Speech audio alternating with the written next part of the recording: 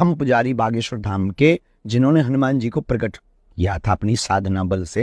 1.25 करोड़ हनुमान चालीसा का पाठ किया था उस वक्त एक पैर पर। प्रकट हुए हनुमान जी महाराज का साक्षात्कार हुआ, तब उन्होंने कहा था कि तुम्हारे वंश का एक न एक यहाँ सेवा करेगा। शुक्ल वंश गोत्रीय ब्राह्मण थे, और जाओ यहाँ पर जो भी आएगा वो मुस्कुराता हुआ जाए।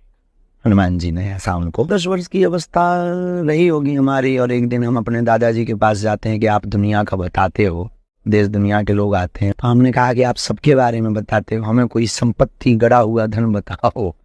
उस चक्कर में हम गए थे। उन्होंने कुछ नहीं, वो तो साधु है, वो देख लेते हैं, उनकी तो गुरु की तो दृष्टि बहुत ऊंची होती है।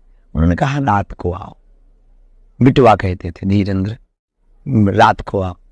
हम रात को गए, उन्होंने हमारा यहाँ बाएं पकड़ा, मैं आज भी याद है, उन्होंने यहाँ बाएं पकड़ा, स्नान करवाया,